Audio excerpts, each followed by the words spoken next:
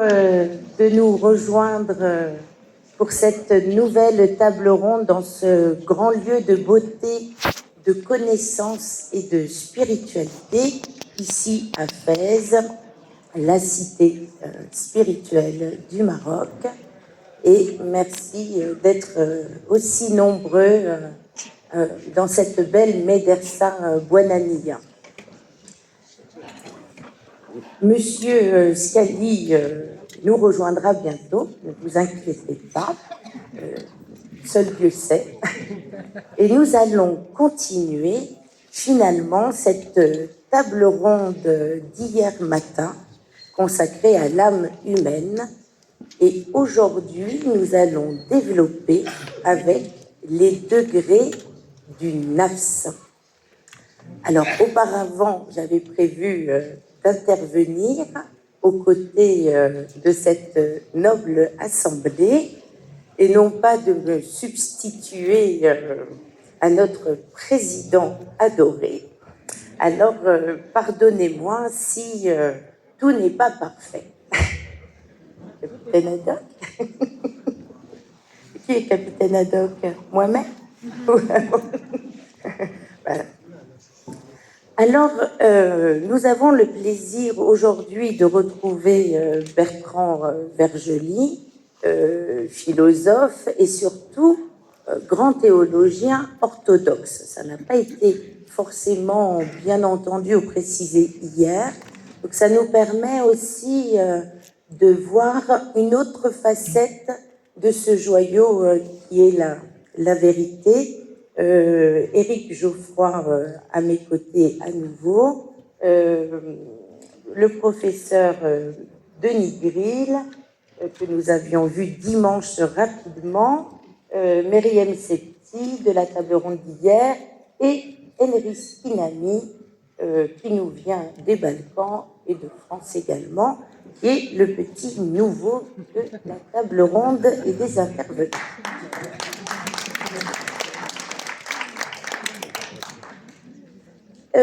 Nous nous étions quittés hier avec la réflexion de Bertrand Vergely, justement sur cette notion aussi d'animus, d'anima, de masculin-féminin.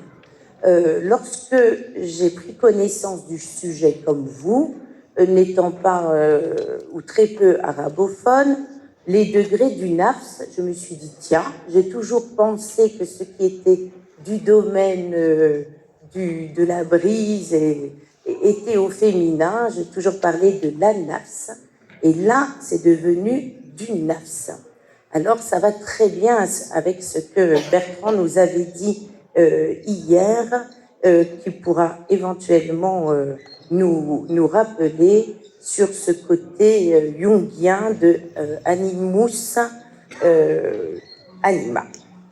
Et ça tombe bien parce que finalement, parmi ces degrés qui sont des degrés dits dans le Coran et que Sidi Younes, Éric Geoffroy va développer dans son exposé, en complément, la vision finalement des degrés de l'âme dans le soufisme asiatique est justement partagée entre féminin et masculin.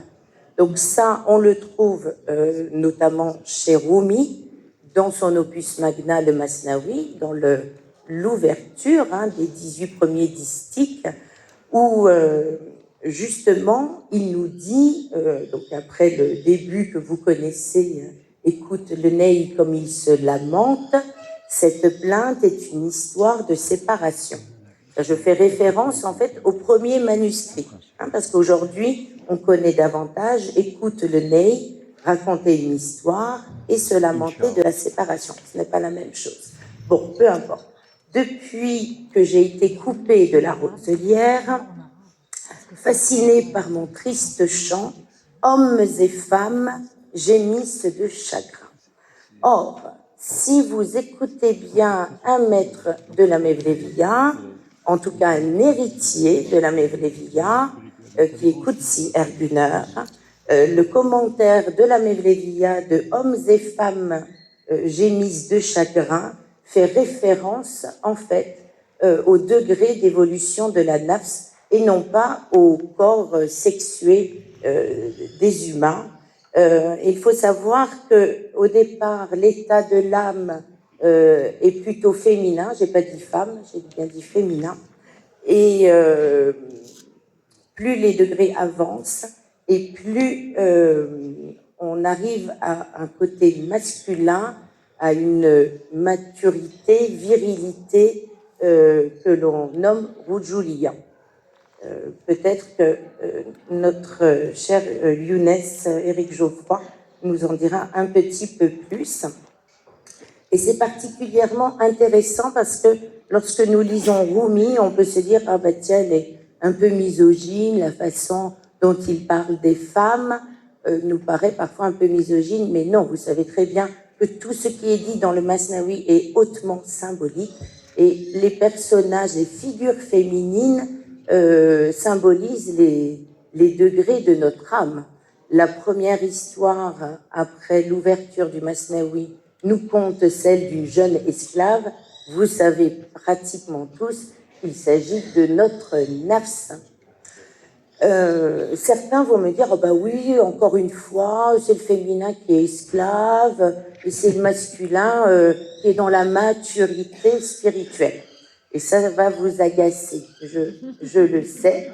Je me suis questionnée à la lumière de nos grands machaïrs, de nos grands maîtres de la voix. Et en fait, l'explication possible serait en fait liée à la capacité de changement du féminin. Chez les femmes, où le féminin est forcément plus fort, tout au long de la vie des femmes, il y a des changements visibles, corporels, liés à la puberté. Le corps de la femme change, les grossesses, le cycle menstruel, la ménopause. Le corps d'une femme est amené à changer.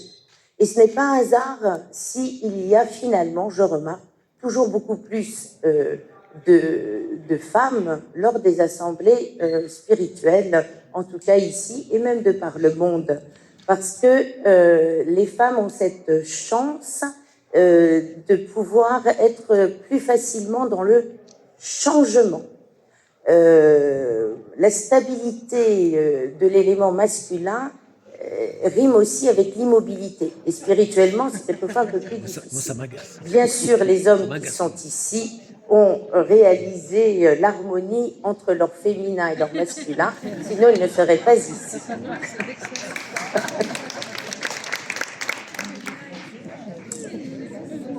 Puisque nous avons parlé de Insan el-Kamil, et justement aussi cet équilibre entre masculin et féminin. Je ne vais pas finalement tout développer de ce que je souhaitais dire parce que je ne vais pas empiéter sur le précieux temps de cette noble assemblée. Nous accueillons Abdelaziz Dabbar. Et je cède la parole à notre ami Bertrand Vergely qui va faire le lien entre la précédente table d'hier et aujourd'hui. Merci beaucoup. Je vous salue toutes et tous avec le plaisir, l'honneur d'être parmi vous aujourd'hui dans ce lieu exceptionnel. Je me disais hier en parlant, regarde, tu vas peu de fois dans ta vie parler dans un endroit aussi beau. De quoi parlons-nous? Nous parlons de la vie. Nous parlons de l'extraordinaire de la vie. Nous parlons du voyage de la vie. Nous essayons de comprendre qui nous sommes et ce que nous faisons ici. Pourquoi nous parlons de l'âme? Nous parlons de l'âme parce que nous parlons de la réalité, parce que nous parlons de notre réalité, parce que nous parlons pour devenir des êtres réels et vrais. À la base de toute chose, il y a Dieu qui est la source ineffable de toute chose et qui relève de l'extraordinaire. Et la caractéristique de Dieu, pour les orthodoxes, mais pour tous les croyants du monde entier, c'est que Dieu est vivant et que Dieu veut que tout vive. Et c'est la raison pour laquelle nous sommes en voyage. Nous sommes dans le voyage de l'extraordinaire qui veut que tout devienne extraordinaire et tout devienne vivant. En nous, dans le monde, ça se manifeste par deux choses. La première, c'est le transcendant qui devient sensible. Et la deuxième, c'est là où nous sommes, le sensible qui devient transcendant. C'est notre aventure. Nous sommes faits pour nous élever, pour nous transformer, pour nous dépasser. Lorsque quelqu'un s'élève, il élève tout le monde. Et tout le monde est heureux de le voir s'élever. Comme disait un grand saint russe, saint Séraphin Sarov, qu'un homme se lève et des centaines se lèveront autour de lui. Et quand un être humain chute, c'est la désolation pour tout le monde. Nous sommes heureux les uns des autres de voir dans l'œil de l'autre ce que nous pouvons devenir quand celui-ci devient excellent. À travers toute chose, l'extraordinaire se manifeste par l'unique.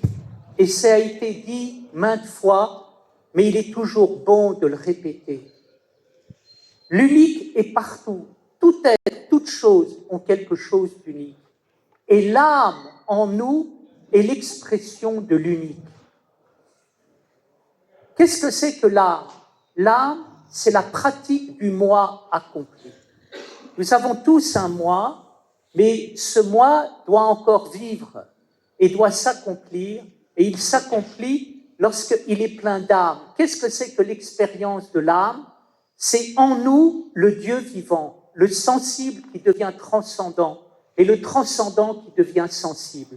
Et ceci se voit très bien à travers l'expérience de l'âme, où lorsqu'on vit de tout son être, on met de l'être partout, et partout il y a de la beauté, et partout il y a de l'amour, et partout il y a de la vie, et partout il y a quelque chose qui nous parle, qui va de l'extérieur dans l'intérieur pour aller vers le supérieur. Dans le monde qui est le nôtre, la psychologie a essayé de parler de l'âme, et on voit très bien avec Freud, elle a découvert 3 éléments, le moi, le surmoi et le ça. Le moi, c'est l'individu physique, matériel. Le surmoi, c'est l'individu moral. Le ça, c'est l'individu profond. Il manque une chose pour que la psychologie ait toute sa profondeur, c'est ce qu'on appelle le surconscient. Non pas simplement le conscient, l'individu, non pas simplement l'être moral, l'individu moral, non pas simplement l'être inconscient, l'individu profond, mais l'individu surconscient qui est capable d'aller vers le divin. Et en nous, l'expérience de la vie nous fait découvrir ce qu'on appelle le surconscient à travers toutes les expériences émotionnelles, esthétiques, extraordinaires. Je m'arrête, je regarde, j'écoute, je goûte, je respire, je sens, mes 5 sens font vivre mon corps devient un corps vivant, et ce corps vivant se remplit d'âme et permet d'aller vers l'esprit. Il est essentiel de vivre son âme et de vivre de toute son âme pour pouvoir aller vers le souffle génial de l'existence qui est le souffle créateur divin.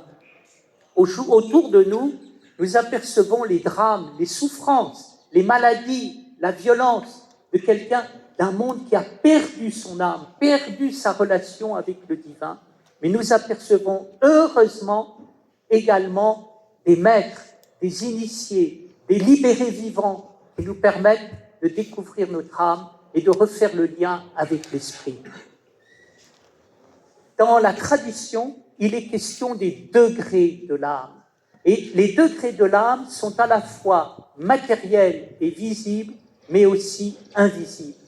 Matériellement, nous apercevons que tout est vivant, donc tout est animé, et tout s'intériorise de plus en plus. C'est ce que Bergson avait vu dans l'évolution créatrice. Il avait vu un grand souffle de création et de liberté qui passe par la matière pour donner l'âme minérale, qui commence à se mettre en mouvement avec l'âme végétale, qui va vers de plus en plus d'autonomie vers l'âme animale, avant ensuite d'aller vers l'âme humaine. Mais l'âme humaine, elle aussi, est en voyage à travers la sainteté, les âmes saintes, à travers les anges, les âmes angéliques, et à travers les âmes ineffables, qui sont les âmes divines. Mesdames, Messieurs, nous partons en voyage. Attachez vos ceintures, vous n'avez encore rien vu.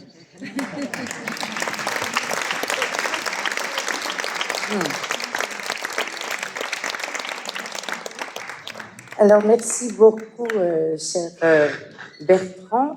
Et ce qui était finalement divin, c'est que lorsque vous parliez de ce souffle, une légère brise, je ne sais pas si vous l'avez senti partout, est venue nous rafraîchir et nous rappeler que dans l'intitulé Nafs, il y a cette notion aussi de nafas, de nefes, nous dirait notre ami Enris, de respiration, et comme roa en hébreu est lié aussi au vent, ri. Justement, chez Rumi et Ibn Arabi, ruh et nefs proviennent en fait de la même respiration divine, du souffle du miséricordieux. C'est une expression que vous pouvez régulièrement lire, soit dans la poésie ou dans les écrits, peut-être même d'Ibn Arabi. Et en fait, l'humain respire justement par la respiration de Dieu. Il ne faut pas l'oublier. Il y a, des propos d'un soufi au Xe siècle. J'avais noté pour vous le lire parce que c'était tellement beau, qui parle de l'esprit et de l'âme comme d'un vent et d'un souffle. L'esprit est comme la brise parfumée qui engendre la vie, et l'âme, nafs, est comme un souffle chaud qui engendre les mouvements et les désirs. Alors, sur cette notion de souffle du miséricordieux que l'on a légèrement senti à l'instant, eh bien, c'est une référence en fait à un hadith dans lequel Abu Huraira, vous excuserez ma prononciation, de l'arabe, en tout cas qu'Allah l'agrée, raconte: le messager d'Allah, sallallahu alayhi wa sallam, a dit: la foi, iman, et yéménite, la sagesse, hikmah, et yéménite, et je vois, il n'a pas dit je sens, je vois le souffle, je trouve le souffle du tout miséricordieux, Nafas al-Rahman, provenir du Yémen. Et si vous relisez en fait tous les hadiths rattachés justement au récit, au dit de Abu Huraira, vous verrez qu'il y a toujours une grande finesse, une grande poésie, et c'est lui également qui nous relate l'expérience de la bénédiction parfumée du prophète sallallahu alayhi wa sallam après une prière où le prophète passe la main pour bénir les enfants, et à son tour il touche le visage, la joue du compagnon, qui dit qu'à ce moment-là, il a senti comme si la main du prophète sortait du sac d'un parfumeur. Donc, le professeur Salama Tousso, que je ne vois pas, qui est peut-être là, hier nous a parlé aussi des parfums. Ah, je vois une main, la main divine qui sort du fond. Elle nous avait parlé de ces parfums qui sortent aussi de notre être, de notre souffle. Couleurs et parfums sont associés bien souvent au degré de l'âme dans la poésie, dans les écrits de théologie. Et Sifawzi, dans un de ses ouvrages d'initiation au soufisme, justement a publié un tableau où vous avez les correspondances selon Abdelkader Djilani entre les degrés de l'âme qui sont dans le Coran, qu'il inscrit au nombre de 7, mais il faut savoir que suivant les auteurs, ces degrés sont de 3 dans le Coran, de 7 ou de bien plus, et chaque degré de l'âme, de la progression, de la transformation de notre âme vers l'être réalisé, le Insan el-Kamil, est associé aux couleurs. Alors, ce serait bien tout de même de découvrir ces degrés de l'âme dans le Coran, et je cède tout de suite la parole au professeur Éric Geoffroy. Alors bon, au professeur Sidi Daoud.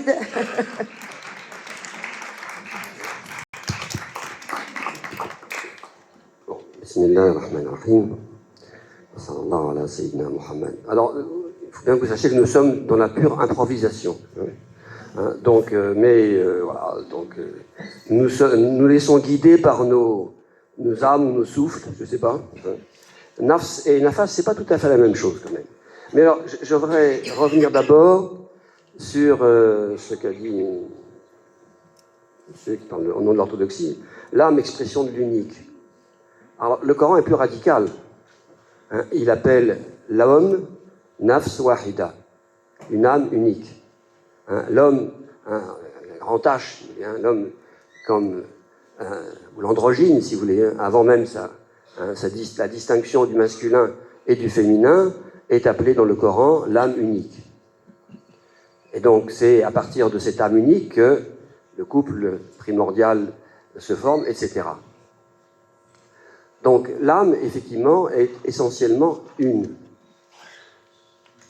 Alors, qu'est-ce qui la divise, effectivement, et qu'est-ce qui la répartit en degrés? Alors, les 3 degrés, le Coran, je vais évoquer rapidement alors, ce ne sont pas des degrés, parce que les différentes qualifications de l'âme dans le Coran, d'abord, l'âme en général n'est quand même pas très très bien notée dans le Coran. L'âme, ou l'homme en général, si vous prenez le thème insan dans le Coran, bon, on n'en dit pas beaucoup de bien, vous savez. De l'homme ou de l'être humain? C'est pareil. L'homme avec un grand H, ou un petit H, comme vous voulez, mais de toute façon c'est pareil. Pas de H en fait. Il s'agit de l'âme, effectivement, et l'âme, bien sûr. Et, alors, les 3 degrés qu'on a évoqués renvoient à 3 passages du Coran différents. Il n'y a pas de degré dans le Coran à proprement parler de l'âme. Le premier, donc, c'est Nafs el-Ammara Bissou, l'âme qui ordonne le mal. Alors, ce qui est intéressant, c'est de voir que dans cette parole est une parole partagée entre Joseph et Potiphar, que le Coran appelle Imra'atul Aziz. Puisque quand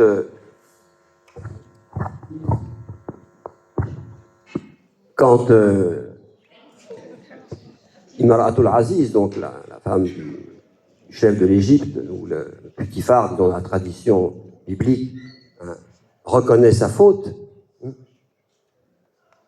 et alors soit c'est elle, soit c'est Joseph qui dit ça. Il accepte son repentir, mais il reconnaît que de toute façon l'âme est ordonnatrice du mal. C'est dans sa nature. Et ce qui est intéressant, c'est justement dans les commentaires, on attribue tantôt cette parole à Joseph, tantôt à celle qui a cherché à le séduire. Donc, 2 aspects de l'âme. De l'aspect de l'âme qui se rencontrent, et qui, alors, c'est pas dans le Coran, bien sûr, mais c'est dans les récits, qui développent l'histoire dans la tradition musulmane, ils finissent par s'unir. Voilà.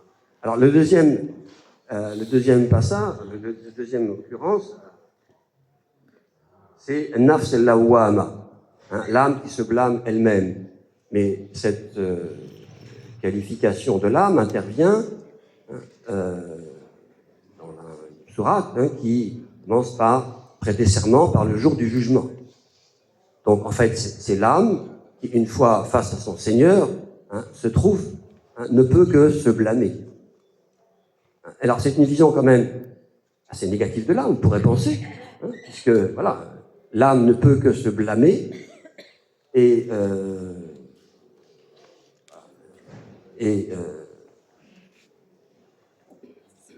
elle est portée, hein, comme dit le grand, hein, l'iyafshura amamahu, l'homme, il dit, est toujours dans l'empressement, hein, pour se précipiter, hein, devant lui. Il y a une sorte de la fuite. C'est l'âme qui est toujours dans la fuite en avant, hein, qui voudrait chercher quelque chose d'autre, hein, qu'elle ne trouve pas, hein, et qui évidemment tombe dans les fautes, voilà, le péché, etc. Donc, et c'est en même temps, c'est le jour du jugement, c'est le jour où l'âme rejoint son Seigneur aussi. Hein. Troisième passage, Nafs al-Mutma'inna, l'âme apaisée, dans la fin d'un verset de la sourate Al-Fajr, qui commence par l'évocation, hein, des jours du pèlerinage, donc du retour à Dieu, hein, et qui finit aussi dans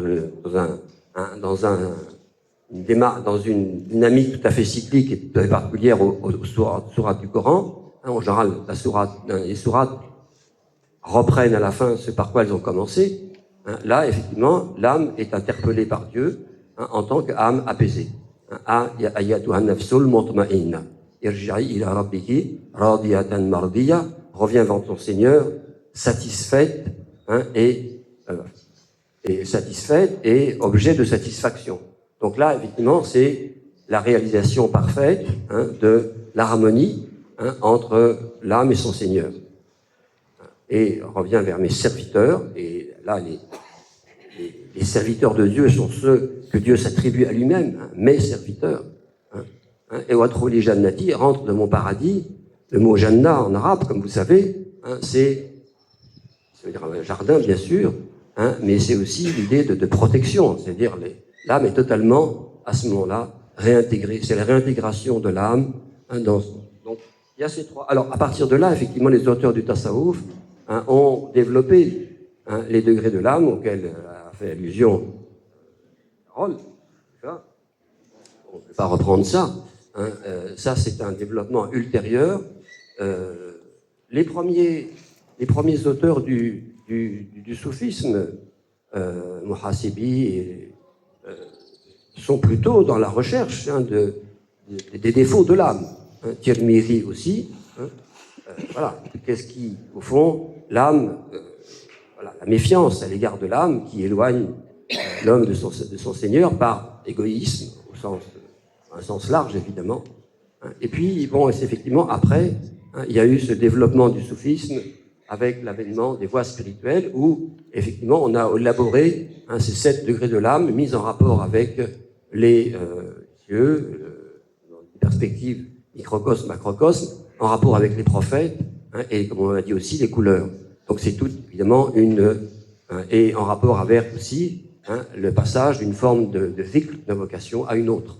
Hein, donc c'est une manière effectivement, de montrer que la progression spirituelle est une épuration progressive de l'âme. Mais je ne peux pas en dire beaucoup plus parce que je n'ai pas révisé la question. Hein. Bon, mais c'est pas mal quand même, sans réviser. Voilà. Alors, moi, je pourrais vous parler ensuite, mais je vais laisser la parole aux autres. Dans ce cas de ce colloque, j'avais prévu de parler du fameux hadith Man arafa nafsahu arafa rabbahu. Celui qui connaît son âme connaît son Seigneur, et d'après Ibn Arabi, mais je laisse la parole d'abord aux autres, après je pourrais éventuellement reprendre si vous n'êtes pas trop fatigué. Mais non, c'est un plaisir. Merci Sidi Daoud, Denis Griff. Alors, je m'adresse à vous. Qui veut continuer?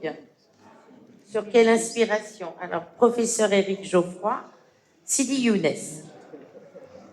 Bon, j'espérais que Sidi Daoud développe un peu plus, mais bon. Il est l'awam.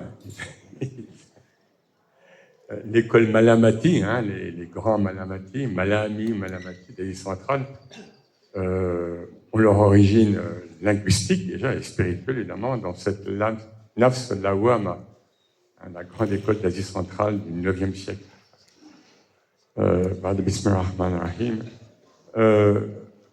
Alors oui, d'abord, parce qu'en effet, donc on improvise, si on peut dire. Quelques remarques, c'est pour ça que je voulais que Daoud en parle avant, par rapport à ces 3 degrés de la nafs dans le Coran. Moi, je remarque juste que le premier degré, donc le plus bas, nafs al-ammara bis-sou, c'est une forme intensive. La nafs qui est très ordonnatrice, hein, comme a dit Daoud, hein, qui très ordonnatrice du mal. C'est une forme intensive. Et la deuxième étape où là, il y a l'éveil de la conscience. Là, al-nafs al-lawwama, c'est l'éveil de la conscience. Mais qu'est-ce que je fais?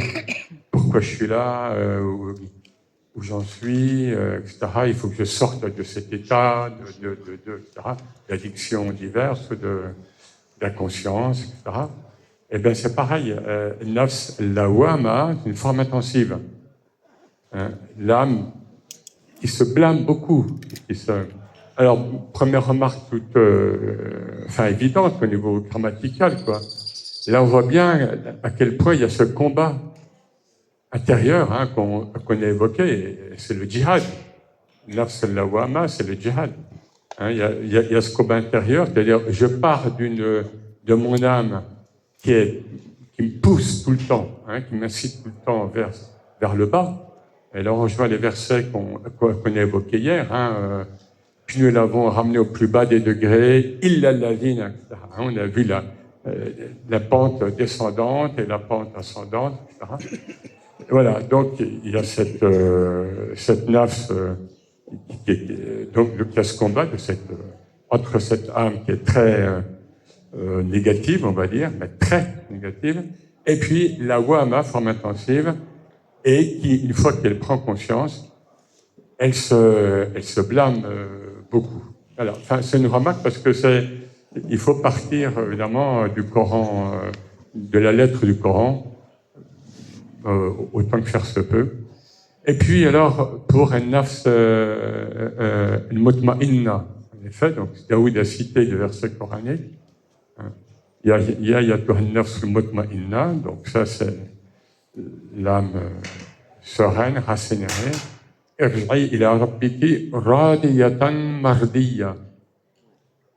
Retourne vers ton Seigneur, satisfaite et agréée, on traduit souvent. Alors on peut se demander pourquoi.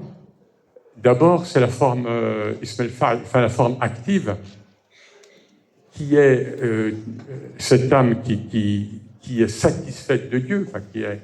Hein, et pourquoi après seulement vient de la forme passive, mardiya. Donc, qu'est-ce que ça veut dire là? C'est que l'initiative, on pourrait voir les choses comme ça, vient d'abord de l'humain,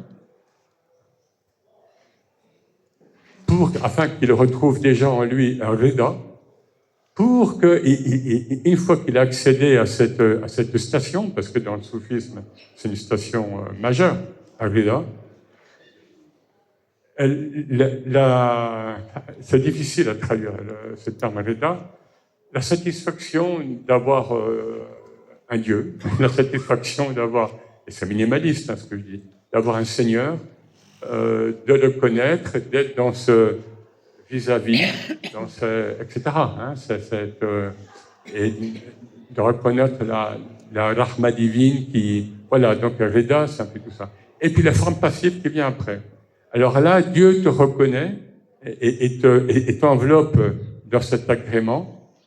Et pourquoi? Alors pour moi, comme ça, c'est parce que cette station donc du rida, c'est très difficile en fait. Alors, je vous cite une anecdote parce que souvent les anecdotes comme ça qu'on vit dans la vie ordinaire, soi-disant, sont les plus parlantes. Hein. Une fois, j'étais à la gare de l'Est, à l'époque où j'habitais Strasbourg, puis voilà, gare de l'Est, vous voyez, avec le monde qui vit là, des gens qu'on voit qui sont apparemment déchus, hein, enfin, qui sont mal, qui sont le stress de prendre le train, etc., les mendiants, etc. Et puis il y a une volée d'escalier au-dessus des gares de l'Est, et en gros, avait été tagué Rida Yarab. Donc on est en plein Paris, là, dans l'agitation, dans le stress, enfin, globalement, hein, sous le ciel plombé de Paris. Hein, et puis, quelqu'un qui avait écrit « Accorde-moi un Rida au Seigneur ». Et ça, bon, ça remonte à 10 ans, mais je ne sais pas si ça y est toujours, ou bien si la police ou le service de la voirie l'a effacé, parce que c'est pas facile. Un Rida, c'est pas facile. Dans la vie quotidienne, dans notre vie, oui, au plus quotidien, au plus immédiat. Être satisfait de Dieu.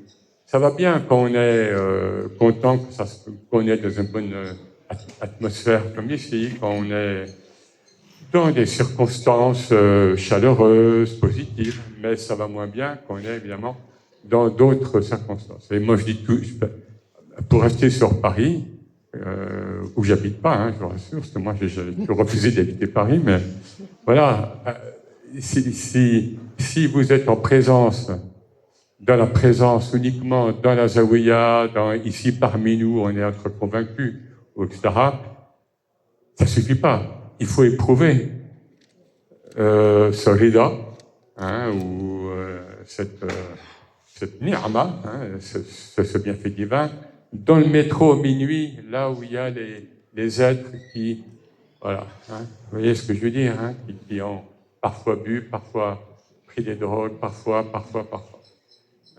Et là, Arida Yara, c'est toi en tant que Zahir, en tant que l'extérieur, hein, et ça nous ramène au Cheikh Darqawi, hein, et pourtant on est au début du 19e siècle, au Maroc, on est dans une structure psycho-spirituelle et culturelle cohérente, on va dire. Hein. C'était le soufisme dans le Maroc traditionnel, c'est l'hindouisme dans l'Inde traditionnelle, c'est ça.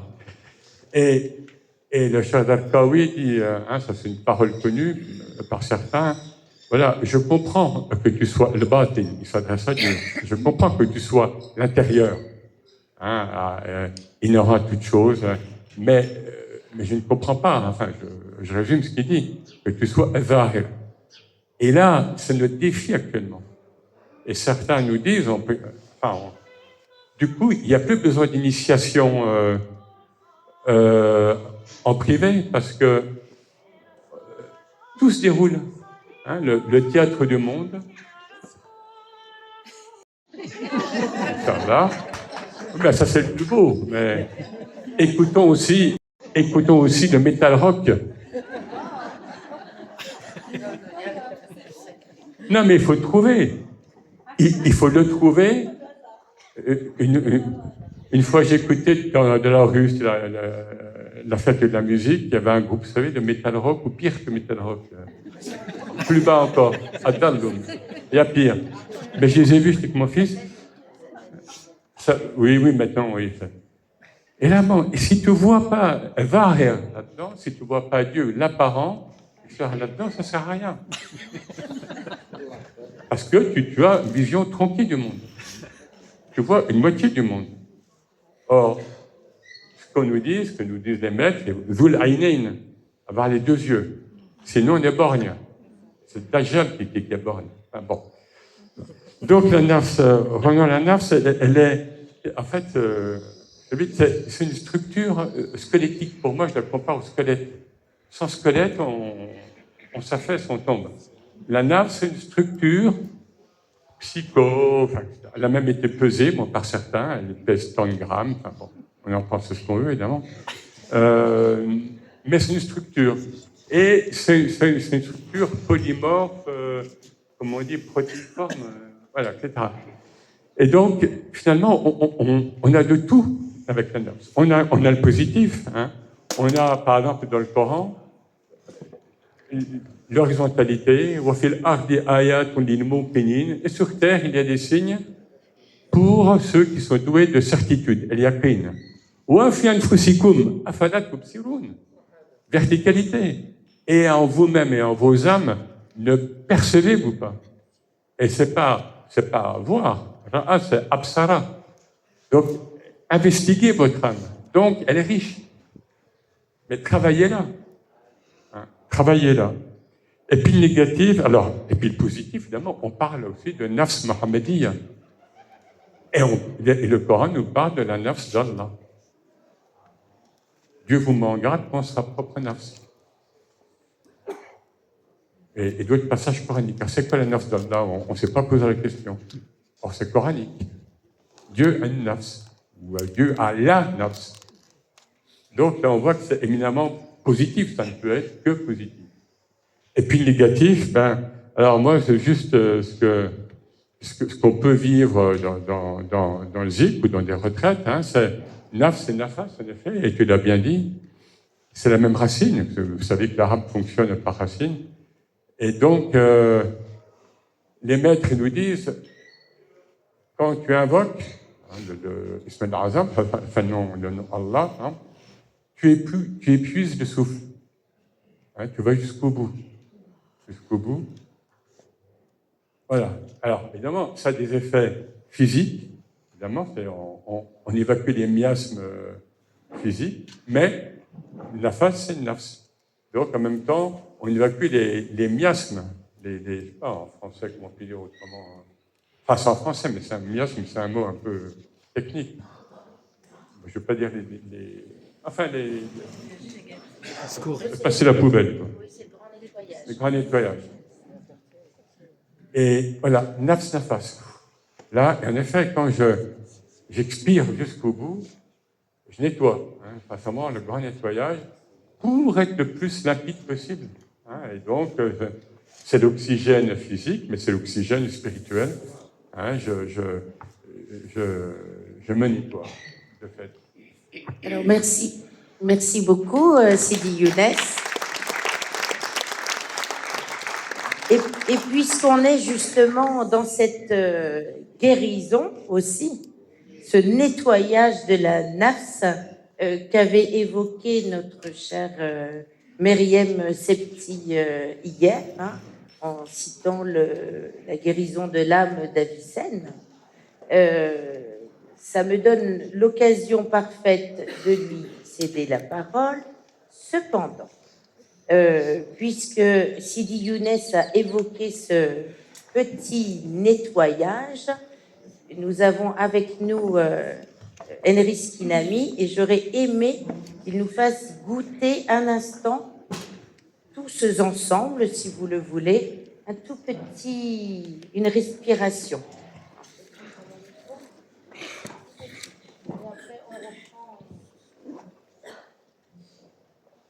أعوذ بالله من الشيطان الرجيم بسم الله الرحمن الرحيم مصيب إيمان الدنيا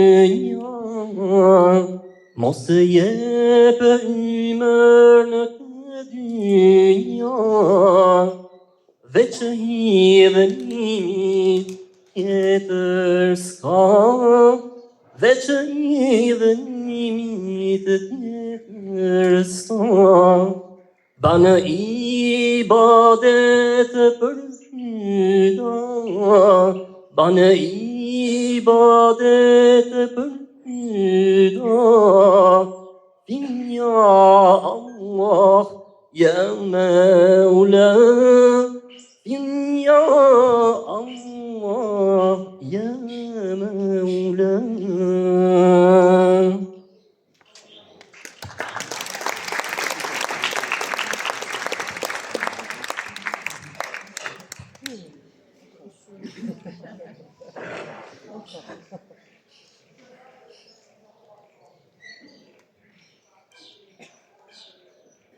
Peut-être dire juste la traduction de ce petit chant spirituel. Tout d'abord, merci beaucoup pour l'invitation d'être là. Ce n'était pas prévu, effectivement. Nous sommes dans une très belle improvisation où chacun de nous, finalement, découvre un peu son nafs par le biais de son souffle, son nafas. Et il s'agissait d'un nafas en albanais Il dit ceci: ne donne pas la passion de l'amour à ce bas monde, à cette dunya. Car, à part les peines et les chagrins, rien d'autre n'existe. Augmente ton sens du service pour avoir la guidance. Et pour cela, tu dois rappeler la présence divine. Ya Allah, notre maître Maoula.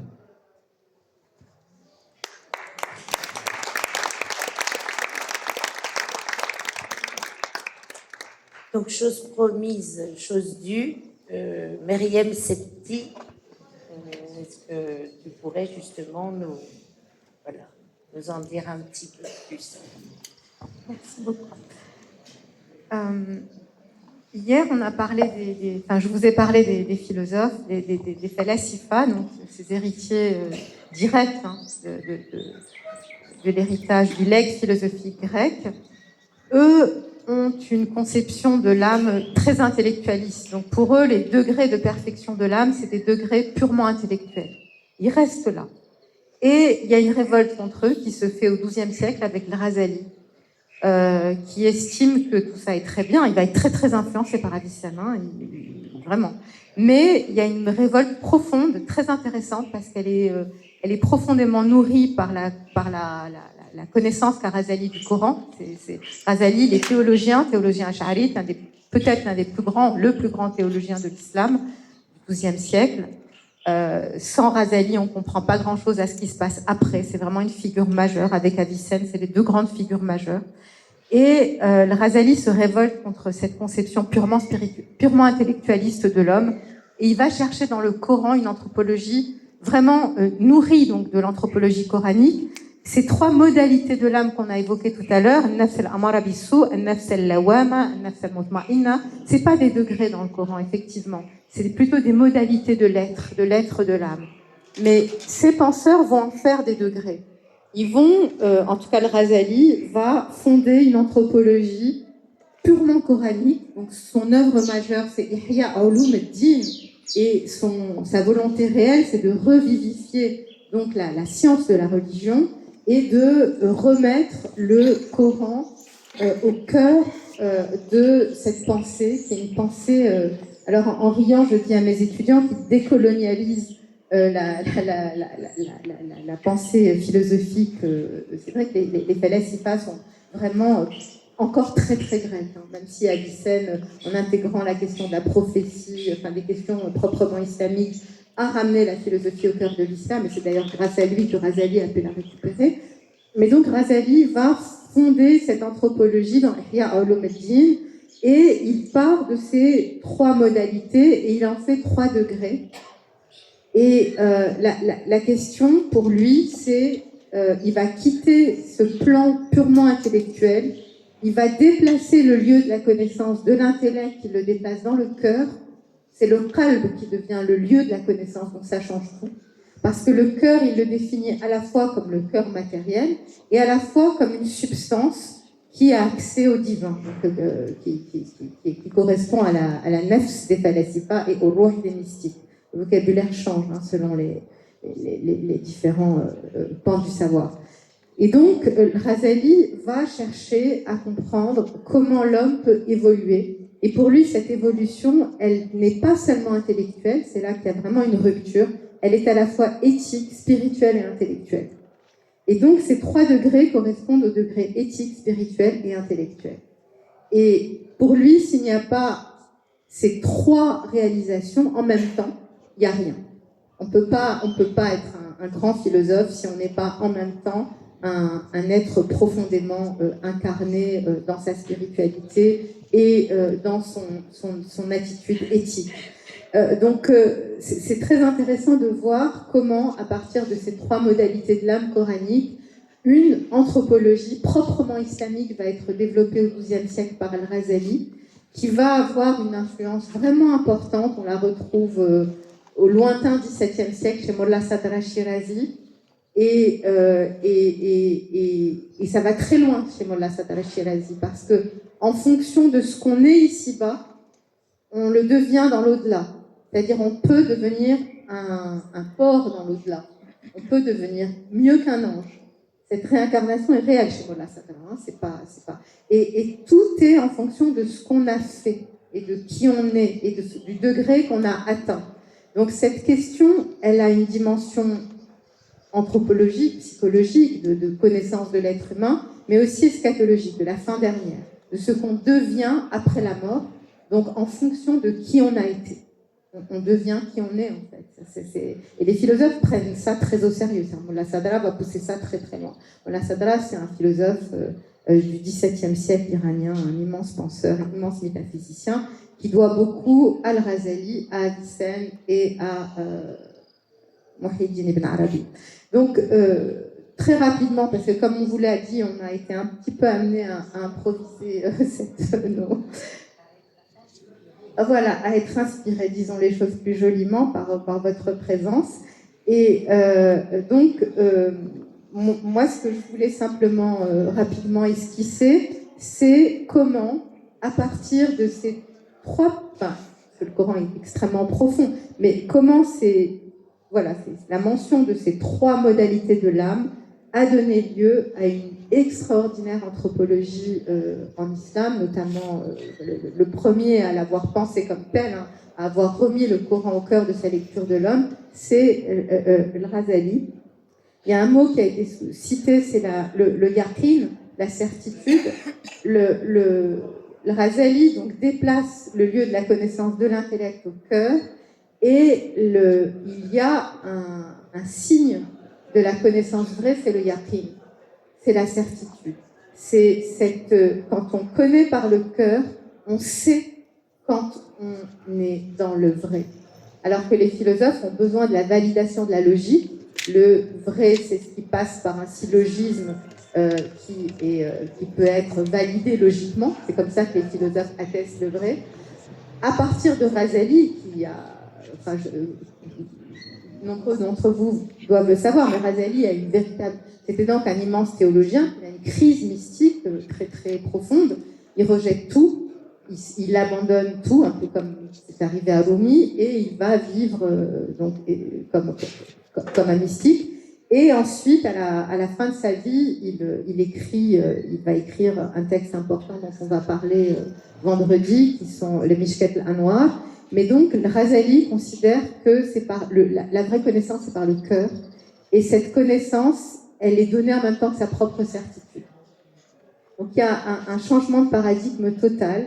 Et ce changement de paradigme, il est fondé dans sa lecture du Coran et dans sa lecture de ces trois modalités de l'âme, de ces trois modalités, nafs al-amara bisu, al-labs al-lawama et al-nafs al-mutma'inna. Et nafs al-mutma'inna, c'est nafs qui est parfaitement apaisé dans ces trois dimensions. Sa dimension spirituelle, sa dimension intellectuelle, sa dimension éthique, et qui a la certitude. Voilà. Je vais m'arrêter là.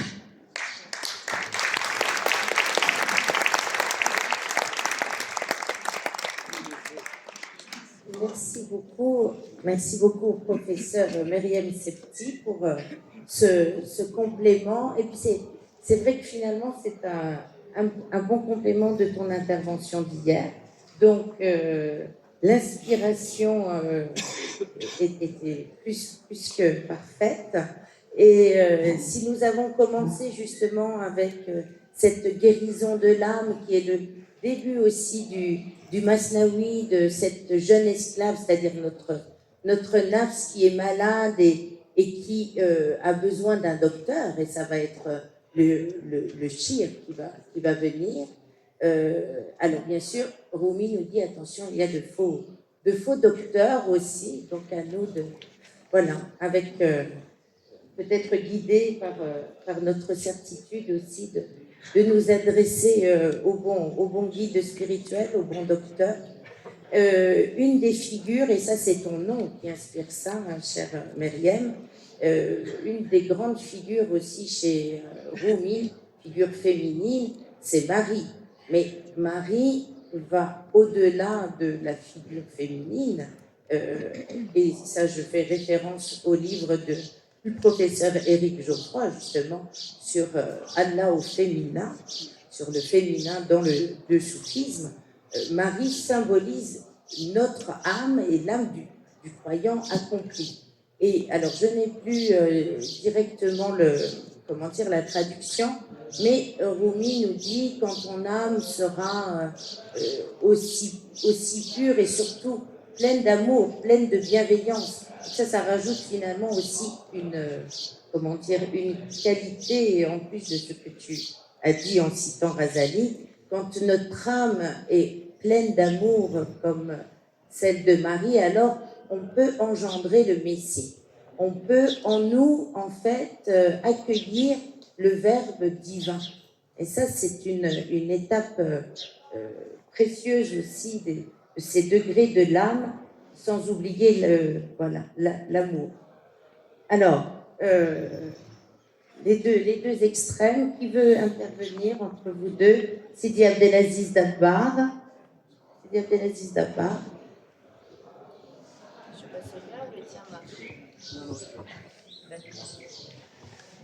بسم الله الرحمن الرحيم والصلاة والسلام على خاتم الأنبياء والمرسلين سيدنا محمد أشرف المخلوقين وعلى آله وصحبه أجمعين ومن تبعهم بإحسان إلى يوم الدين.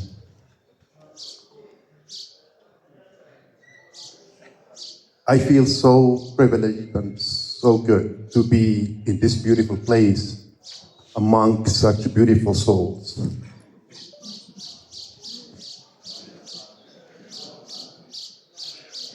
I want to just add something about what was said about the nafs, and Pour éviter que l'assistance ne comprenne pas tout, je vais demander à Sidi Mohamed Ralvi de venir à côté de Okay. moi et time to time he will translate. Sure. Because otherwise they are not speaking English. Okay. It's very... Thank you, Sidi Mohammed. It's a pleasure to have you here. And also it's a pleasure Okay. to welcome Sidi Mohamed. So we have a nafs and we have a nafas, which is the breath, and tanafus, breathing, tanafus. We also have another derivative, which is nafis, precious. And here in Morocco, what we call a lady who just gave birth, Nafisa. She's so precious. Nafisa, she's at a stage, after labor and giving life and giving birth. She is so precious. They called her Nafisa. Can you hear me? Okay. Yeah, so Professor Dabbar wanted to continue.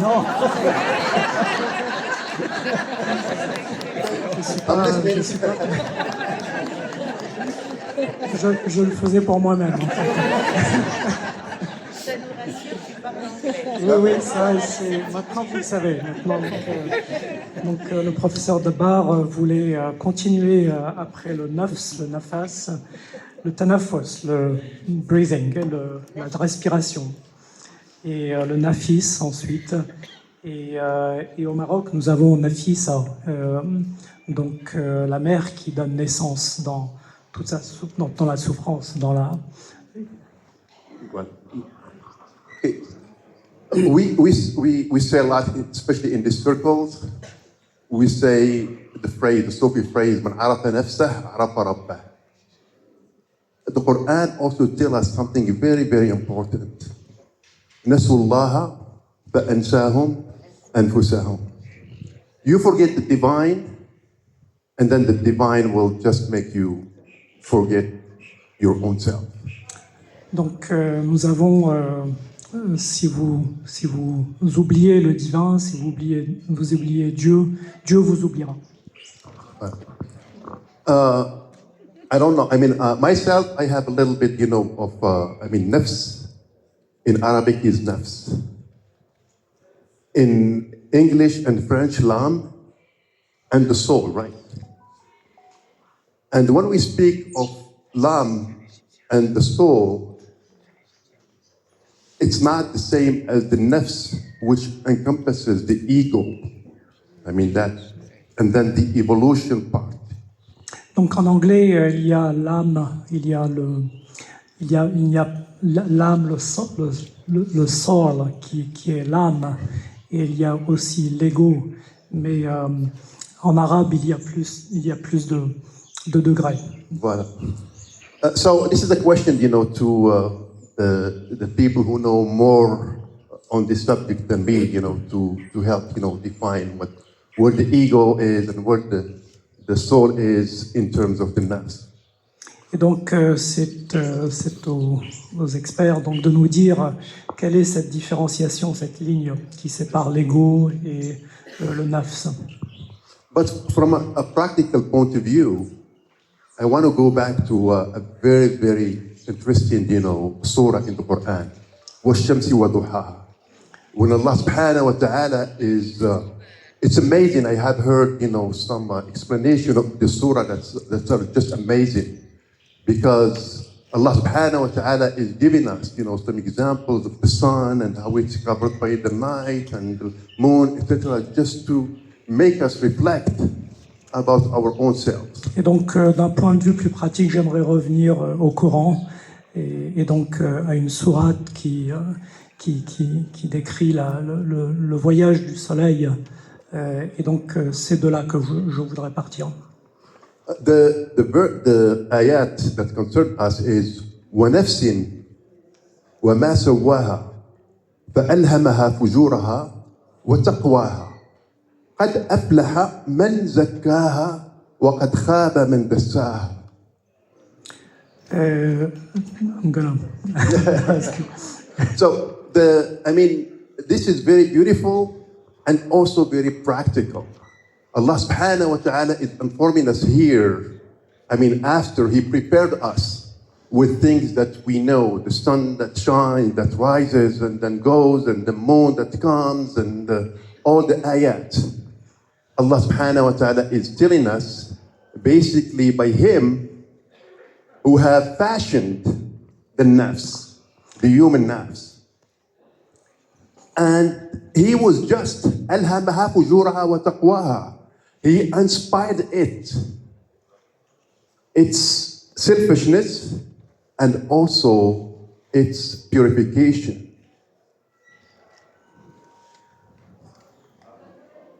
He who had purified it have attained success and felicity. Et donc, en revenant à ce voyage du soleil dans la journée, Dieu nous rappelle ce voyage de succès, en fait, ce voyage intérieur. So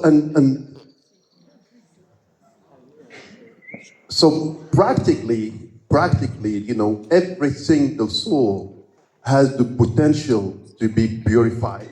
And that's what, should interest us as human beings, is the fact that we have the ability to purify our soul and then go from the different stages of the nafs al-ammara, nafs al-lawama, to the nafs al-mutma'inna, and the nafs al-mardiya, and the nafs al-radiya, and the nafs al-mardiya. Et donc nous avons tous en nous ce potentiel de pouvoir aller dans tous ces degrés d'évolution du nafs, de traverser tous les degrés de purification.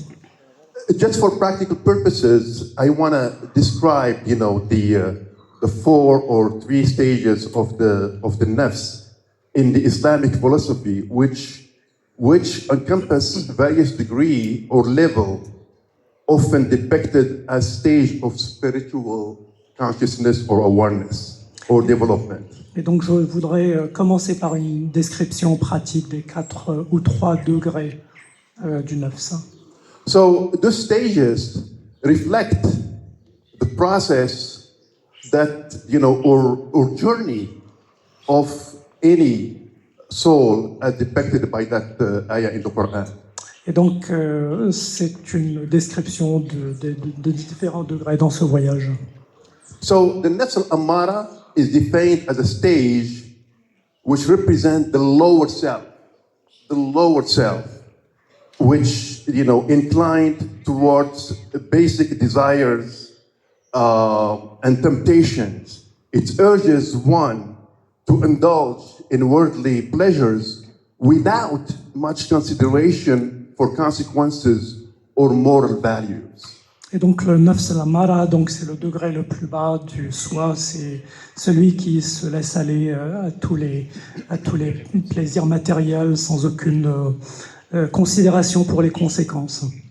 I mean, don't get me wrong. Allah subhanahu wa ta'ala and Islam does not want us to be hermit, does not want us to enjoy the pleasure that Allah subhanahu wa ta'ala has created for us. Mais ça ne veut pas dire non plus que Dieu nous interdit de prendre le plaisir dans ce monde. But we have to do it in a very responsible manner and with regard to consequences and morality and everything else. Mais nous devons le faire en respectant, en tenant compte de la moralité, de l'éthique. And then the next stage is al-nafs al-lawwama. And at this stage, the individual starts to recognize their shortcomings and feel remorses for their actions. Et donc dans le deuxième stade, le wama, qui est en fait le niveau auquel il y a une sorte de prise de conscience, de reconnaissance de ces limitations. Yeah, they become aware of their moral responsibilities and feel guilty when they deviate from righteousness. Et donc il y a une reconnaissance, une prise de conscience, un regret à propos de toutes ces actions négatives. And then we have the nafs al-mutma'inna. Ya ayyuha al-nafs al-mutma'innatu irji'i ila rabbiki radiyatan mardiyatan wadkhuli fi ibadi wadkhuli jannati. Et donc il y a l'autre, le degré suivant, nafs al-mutma'inna. So this is the stage of inner peace and tranquility. The soul is fully surrounded to the will of Allah. Finding contentment of His decrees, it's free from the turbulences of desires and ego, finding solace in submission. Et donc ce degré, le prochain, c'est le degré de la paix intérieure dans lequel nous sommes beaucoup plus calmes et nous sommes dans la paix.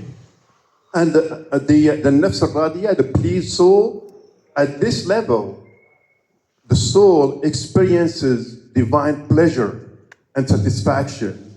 It is deeply connected with Allah subhanahu wa ta'ala and finds joys in worship, obedience, and service, and radiate positively and in serenity, reflecting the pleasure of Allah subhanahu wa ta'ala. Et dans le nafs al-radiyah, donc là, nous sommes dans cet état de grâce, dans cet état de pratique intérieure, où nous sommes totalement dans le dévouement. And the nafs al-mardiyah is the highest stage of spiritual attainment, where the soul becomes a manifestation of divine attributes.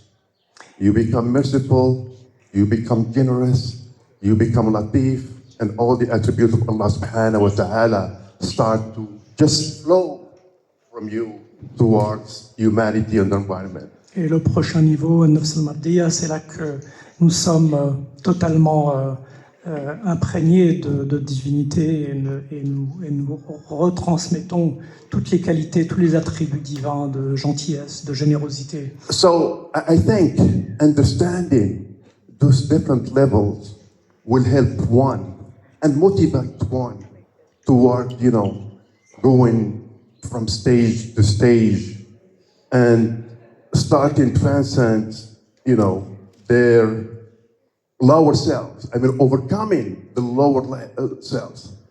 I'm going to give you an example. Et donc cette compréhension de ces différents degrés, c'est une motivation supplémentaire qui permet en fait de se motiver pour les pratiquer, pour aller de l'avant.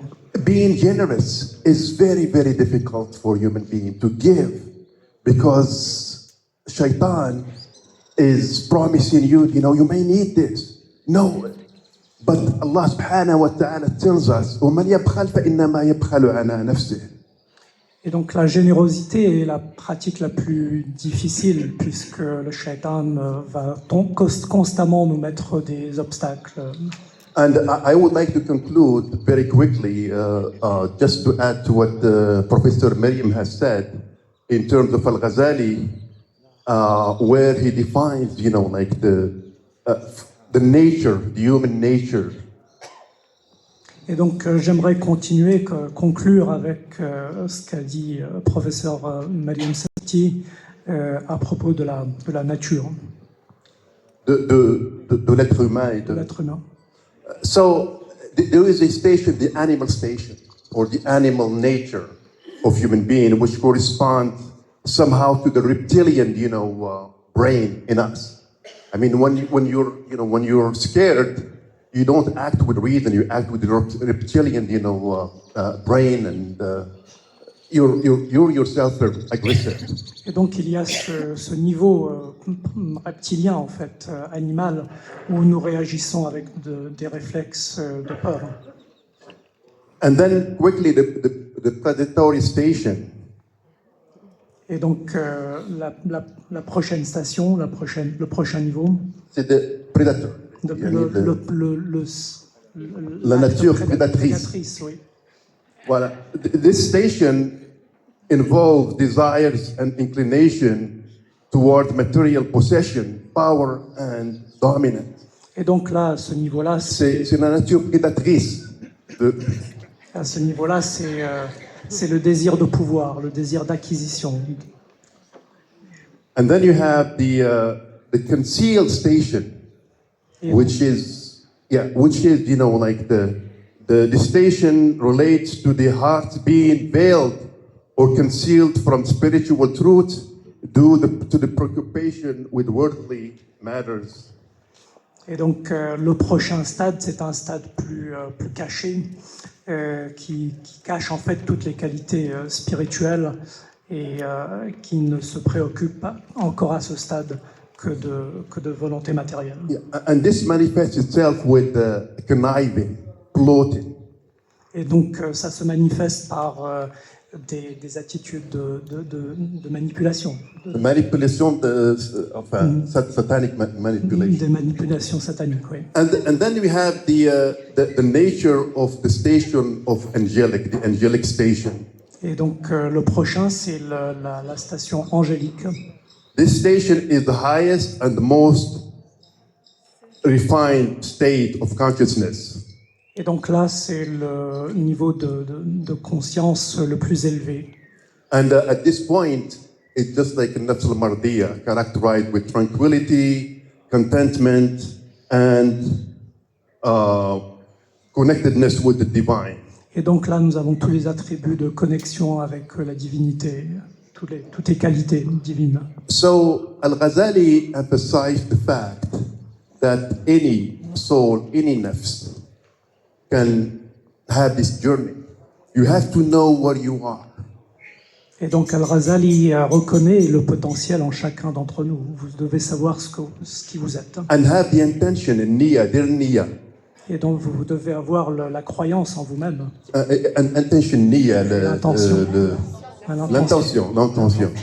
to purify yourself. De vous purifier. And by the way, to conclude, what? Déjà conclu. علم النفس. That's what La science de la conscience. De la conscience et le. Oui. Merci beaucoup Sidi Abdelaziz Dabbar. Sidi Abdelaziz Dabbar, vous le connaissez déjà, son lien à ce très grand saint de Fès que je vous invite à visiter. Voilà. Et aussi, il nous vient des États-Unis. Voilà, vous parlez aussi très bien anglais. Et c'est un grand prédicateur aux États-Unis. Et nous sommes frères de la même confrérie qu'est la Chishtiya en Inde. Et ici également, à Fès, nous nous retrouvons avec délectation à la Zawiya al-Fasiya. Donc nous sommes doublement frères. et sœurs. Voilà. Alors, puisque Sidi Abdelaziz Dabbar a parlé de ces degrés d'embellissement, a parlé aussi du pouvoir du beau et des arts, c'est une transition pour céder la parole à notre très cher Enris Kinami, le grand artiste que vous connaissez déjà depuis plusieurs éditions et qui nous permet, à travers ses chants, de mieux connaître la culture soufie des Balkans, qui est bien sûr un rayonnement du soufisme de l'Empire turc ottoman. Donc c'est à toi, cher Enris. Merci beaucoup, chère Latifa. Le mot grand, je le prends avec beaucoup de... Je mesure l'importance parce que la présence divine, elle est au-delà de la grandeur que l'humain peut imaginer. Sa grandeur, c'est une transcendance. Donc, avec mes mots qui vont venir de cœur, parce qu'après des paroles aussi brillantes, des réflexions aussi poussées, une présence aussi élevée, on se dit qu'est-ce qu'on peut apporter. Eh bien, une petite réflexion que le lieu nous habite et que nous l'habitions également. Chaque fois qu'on rentre dans cette madrasa, dans ce lieu de Dals, nous sommes comme si on vivait à l'intérieur de la Kaaba. On est dans une forme de cube où il n'y a plus aucune direction parce que c'est le centre de toutes les directions. Le seul fait de rentrer ici, de dire Bismillah, de contempler la beauté divine dans cette architecture, nous rappelle que les chiffres qui ont été cités tout à l'heure ne sont pas anodines. Il a été question de 7, il a été question de 3, et cela me permet de continuer avec le chant, qui est effectivement un souffle, où, subhanallah, dans le chant que j'ai commencé tout à l'heure, il est question de 3 et de 7 aussi. Il est question de 7 parce que vous allez le voir dans la traduction, et de 3 parce qu'il y a 3 couplets. Donc le premier, je l'ai chanté. Peut-être je me permettrai de chanter le deuxième et le troisième de façon plus succincte et de vous traduire parce que je n'ai pas trouvé mieux que d'essayer de comprendre et de transmettre cette sagesse qui est contenue dans ces chants.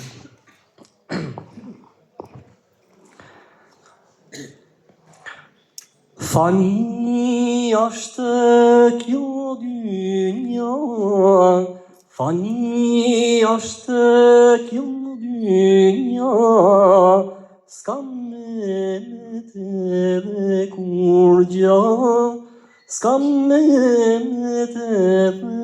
kurca, ve do bahet jitskaka, ve do bahet jitskaka, finya Allah ya Mevla, finya Allah ya Mevla. Statt dite ümerkte dünya, statt dite ümerkte dünya, Caştı ivenime mi sefa, caştı ivenime mi sefa.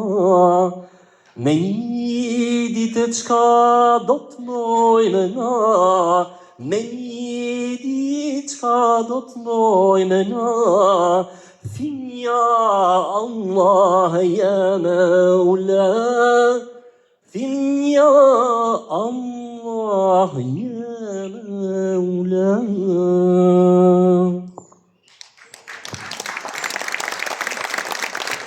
Bien le poète, il nous dit que ce bas monde est une non-existence. Car à la fin, in fine, il ne restera plus rien d'autre. Car de la terre nous venons, à la terre nous allons. En fait, c'est que des versets du Coran qui sont effectivement dans le chant.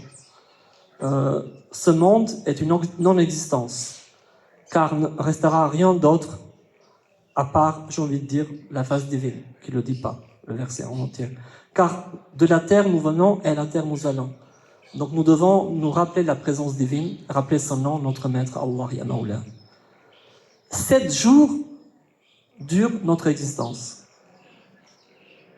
Dans ces 7 jours, 6 jours sont remplis de peine, de chagrin. Et un seul jour est un jour de joie. Et c'est ce jour-là qu'on doit dire « Ya Allah, Ya Mawla ».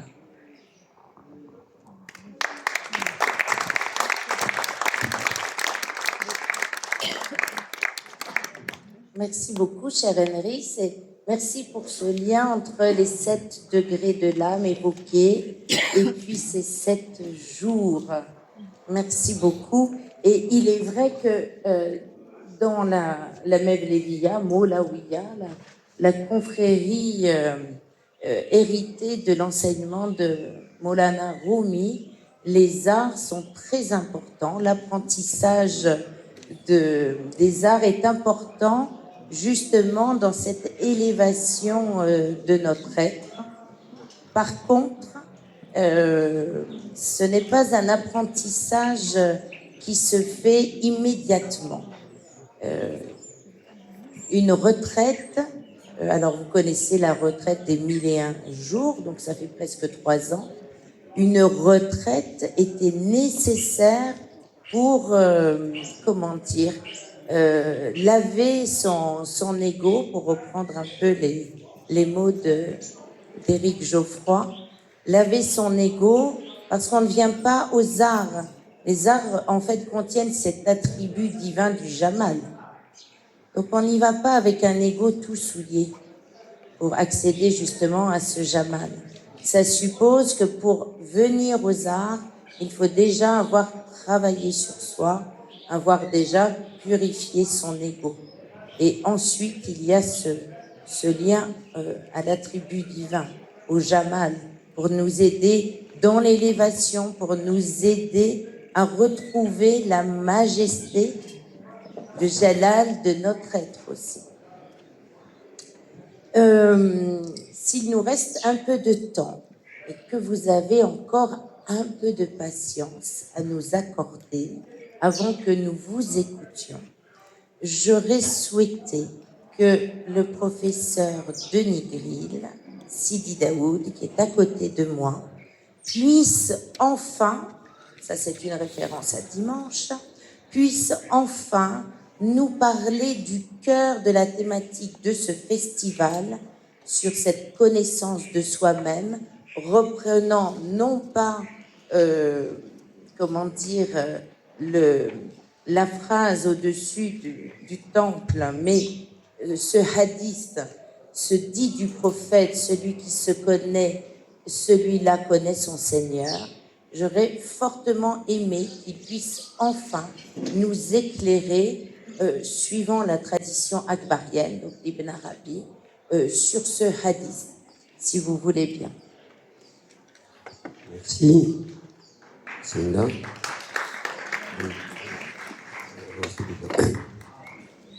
Alors, si vous m'accordez un peu de temps, je voudrais d'abord suivre la voie tracée par Lala Mariam. C'est-à-dire qu'elle a essayé de nous replacer, en fait... oui, elle est... Voilà, on montre, d'accord. Donc, de replacer ce qu'elle disait dans une évolution de la pensée, de la spiritualité musulmane, en passant de Ibn Sina, Avicenne, à Razali. Donc, je vais essayer de faire un peu la même chose pour le soufisme. Il y a, je pense, par rapport à l'âme, bien sûr, on l'a déjà évoqué, le soufisme, au départ, est plutôt méfiant, évidemment, fondamentalement, vis-à-vis des tendances égoïstes de l'âme, qui attirent l'homme vers des dimensions qui lui fait oublier Dieu. Voilà. Mais je voudrais mentionner d'abord un personnage important pour le discours soufi sur l'âme, qui est Al-Hakim et-Tirmidhi, qui est un peu à part dans l'histoire du soufisme, au moment où le soufisme se développe dans toute son ampleur à Bagdad, avec Junayd et les autres. Il y a un homme de Tirmiz, donc en Asie centrale, qui est appelé Al-Hakim, parce que il n'est pas philosophe, hein, mais il a un intérêt non seulement pour la sainteté elle-même, et Ibn Arabi le reprendra sur ce point, mais aussi sur la question de l'homme, hein, et de sa place dans le monde.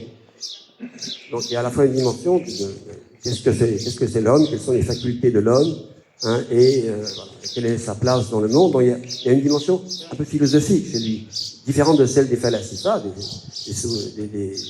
philosophes hellénisants, mais il est important sous ce rapport-là, et il a été intégré ensuite dans le soufisme. Alors, de même que la Mariam donc, a évoqué l'importance de Razali. Razali, c'est effectivement une étape dans la pensée musulmane, parce qu'il fait une synthèse en tous les domaines du savoir islamique, avec une inspiration évidemment soufie, hein, mais il ramène dans le Ihya Ulumuddin, dans l'éducation des sciences de la religion, son œuvre maîtresse, effectivement, tout cela au modèle prophétique. Et en ce sens-là, effectivement, d'une certaine manière, il dépasse un peu le tasawuf de son temps, le soufisme de son temps, qui s'était un peu enfermé avec la risala de Qushayri, hein, dans une vision très spécifique, hein, du cheminement spirituel. Razali arrive en Occident, dans l'Occident musulman, à la fois en Andalouse et au Maghreb, hein, avec dans le courant du XIIe siècle, en particulier avec un personnage tout à fait central dans l'histoire du soufisme au Maghreb, qui est Abou Madian. Cheikh et Chouyour, le Maghreb, comme l'appelle Ibn Arabi. Ibn Arabi se rattache à ce maître, même s'il n'a pas connu personnellement, physiquement. Mais il a suivi les enseignements de tous ses principaux disciples. Sidi Abou Madian, c'est un Andalou qui vient dans sa jeunesse à Fès étudier, hein, et qui suit les enseignements de différents maîtres spirituels, et entre autres de Sidi Abou Yarza, Sidi Abou Yarza, montagne, hein, qui est un shir oummi, et qui le renvoie vers l'Orient. Il n'a pas été, comme on croit souvent, faire le pèlerinage, il est simplement allé en Orient, c'est-à-dire dans l'est du Maghreb, où il s'est arrêté à Bougie, à Dijaya. Bon. C'est un homme illettré, hein, mais son enseignement était une puissance irrésistible. Voilà. Et il transforme complètement Abou Madian, un savant, hein, en un maître spirituel. Voilà. Ibn Arabi, donc, il naît dans ce contact, hein, et dans l'enseignement d'Abou Madian, hein, l'Ihya Ulumuddin de Razali a joué un rôle fondamental. En même temps, d'ailleurs, que la Risala de Qushayri aussi, hein, qui est le manuel, le manuel classique des tasawuf. Donc tout ça, hein, à cette époque-là, s'opère, hein, une synthèse entre la spiritualité de l'Andalouse, très métaphysique, bon, je ne vais pas développer ça, mais et celle beaucoup plus pratique, ascétique, hein, du Maghreb. Hein, et il y aura une vraie transformation. Et Ibn Arabi hérite de tout cela. J'insiste un peu là-dessus parce que les maîtres dont nous parlons, ils ont une dimension à la fois verticale, hein, ils sont dans la relation directe avec le divin, hein, par leur inspiration, et de ce point de vue-là, ils nous parlent toujours comme s'ils étaient là, hein, mais ils s'inscrivent aussi dans une continuité horizontale de transmission, hein, de siècle en siècle, hein, et c'est important de les aborder sous ce double aspect. Voilà. Donc, j'en viens à Ibn Arabi, hein, et Ibn Arabi occupe dans l'histoire du soufisme une place singulière. J'aurais même tendance à parler à son sujet de métasoufisme. Je ne sais pas si le terme a déjà été employé, mais j'emploie le mot méta, le préfixe méta dans les deux sens, c'est-à-dire après, hein, et en même temps au-delà. Parce que le soufisme se préoccupe de la purification de l'âme pour amener l'âme vers son Seigneur, jusqu'à l'arrivée, le wusul, la contemplation. Ça, c'est la voie du soufisme. Ibn Arabi, bien sûr, suit cette voie. Il l'a suivie de différentes manières, hein, et il a suivi dès le départ, on peut dire, hein, comme Majdoub, hein, c'est-à-dire ravi en Dieu, hein, qui sait déjà, avant même qu'il ait suivi l'enseignement de tous les maîtres qu'il a tenu à suivre, de sa période, sa première période de sa vie entre l'Andalous et le Maghreb, mais en même donc il fait la synthèse de tout ça. Mais il dépasse dans ce sens qu'il intègre, et c'est ça, en ça que j'emploie le terme de métasophisme, il intègre dans son soufisme ce qui était un peu, le fond, le propre de la philosophie, qui était la question de l'être, de la connaissance, et de la réalité, enfin de l'existence. Comment le monde vient-il à l'existence? C'est pas des questions qui étaient traitées dans le soufisme avant Ibn Arabi. Donc il reprend à la falsafa,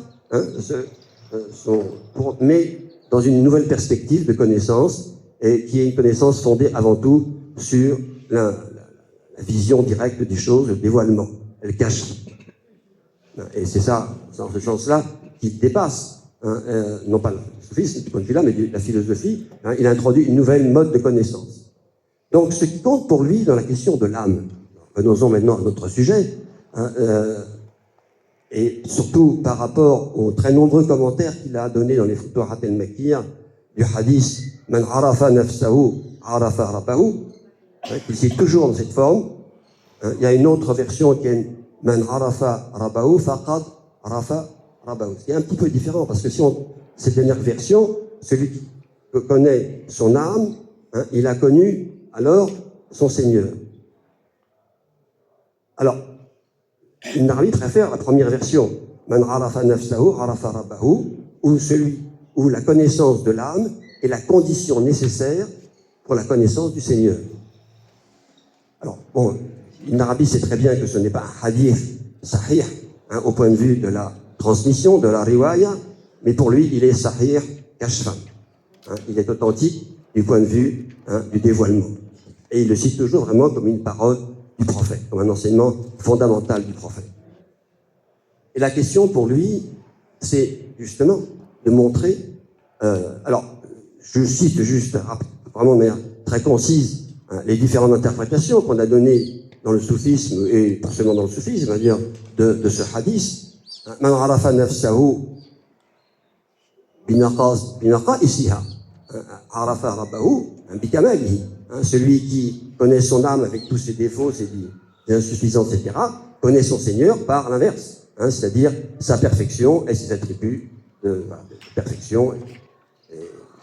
Alors on peut inverser aussi l'explication, qui connaît son âme dans sa perfection, et à ce moment-là, évidemment, il s'agit pour Ibn Arabi de l'âme de l'homme en tant qu'il est créé selon la forme divine. Inna Allah khalaqa Adam ala suratihi. Celui qui connaît Dieu à partir de la forme divine selon laquelle il a été créé, c'est-à-dire en fait, ça rejoint la question de l'insan el-kamil. Celui-là, évidemment, puisqu'il a réalisé en lui les perfections à la fois créaturelles et divines, celui-ci, évidemment, par là même connaît son Seigneur. Et alors, troisième interprétation, celui qui connaît son âme dans le fait qu'elle est inconnaissable, connaît d'autant plus son Seigneur dans le fait qu'elle est encore plus inconnaissable. Il y a tout ça chez Ibn Arabi, mais il dépasse cette question parce que pour lui, la question, c'est avant tout en quoi la connaissance de l'âme est un dalil, c'est-à-dire un moyen d'accéder à la connaissance de son Seigneur. Alors, je reviens aussi sur une question linguistique. Man arafa nafsahu. Il traduit qu'il connaît son âme. On va traduire aussi qu'il se connaît soi-même. Là, il y a une ambiguïté, évidemment, dans le terme de nafs, qui désigne à la fois le réfléchi. Nafsahu, c'est-à-dire soi-même. Connais-toi toi-même.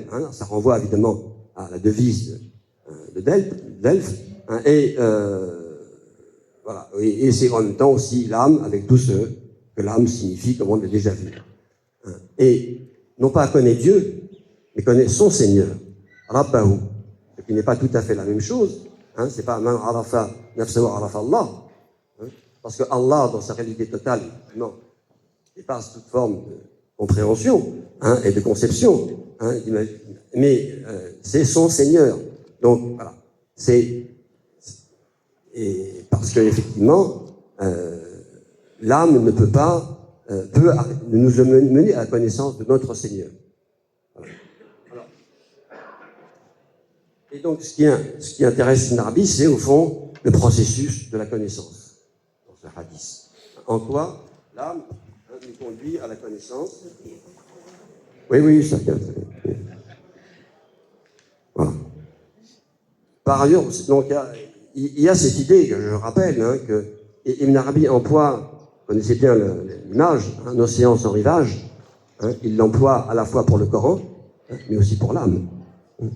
Notre âme, c'est un océan. Alors, en fait, je voulais vous lire quelques textes pour vous faire travailler un petit peu. Je vais les lire en arabe et les traduire ensuite. Je ne vais pas en lire beaucoup parce que j'ai tout un dossier, mais ça donnera peut-être, j'espère, lieu à une publication. Il y a vraiment matière. Alors, il dit à propos de la visite à la Kaaba. Un texte à propos de la visite de la Kaaba. Il nous dit ici. ثم إنه دلك على البيت الذي هو مثلك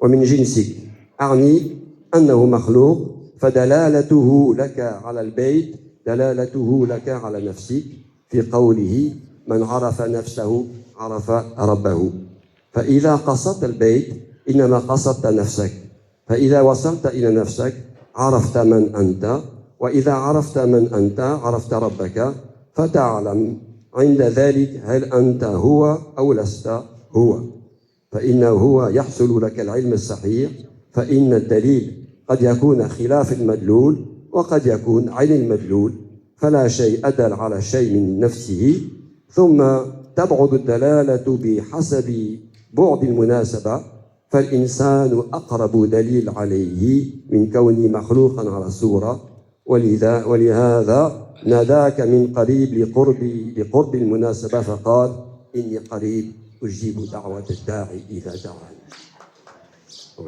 J'essaie de traduire, mais c'est pas la peine d'applaudir encore. On applaudit beaucoup ici. Bon, d'accord. Donc Dieu t'a donné, t'a indiqué chemin donc vers sa maison, vers la Kaaba, qui est semblable à toi, de ton espèce, en ce sens qu'elle est créée. Et donc, le fait qu'il t'a indiqué sa maison, donc le fait d'arriver à la maison, est la même chose que l'indication qu'il t'a donnée pour arriver à ton âme dans le hadith. Donc, celui qui connaît son âme connaît son Seigneur. Si tu cherches à te diriger vers la maison de Dieu, donc, en fait, tu te diriges vers toi-même. Et lorsque tu arrives à toi-même, tu sais qui tu es. Et si tu sais qui tu es, tu sais alors il est ton Seigneur. Tu sais à ce moment-là, est-ce que tu es lui ou bien tu n'es pas lui? Car, et c'est ici que connaissance réelle arrive, car le dalil, c'est-à-dire la preuve ou l'indice, peuvent être différents de ceux qu'il indique, et elle peut être aussi la même chose. Et donc, il n'y a rien qui indique plus une chose que cette chose elle-même, une âme que l'âme elle-même, et l'indication, évidemment,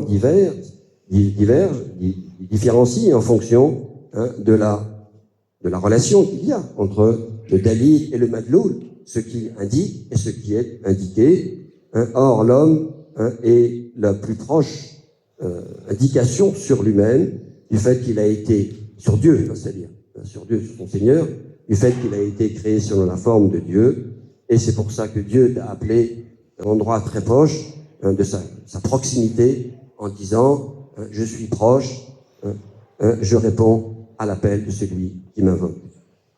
Voilà. Donc, alors ça c'est un exemple de texte, j'en ai beaucoup d'autres, mais je ne sais pas si le temps permet d'aller plus loin. On va s'arrêter là. Bon, c'est juste, voilà, j'ai tout attaqué, mais donc, voilà.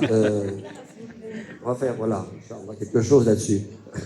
Vous pouvez les diffuser tout au long du festival, un par un, on a une progression justement, transformation de l'âme. Donc ce premier texte va infuser en nous, et peut-être que cet après-midi ou demain, nous aurons le droit à un deuxième texte.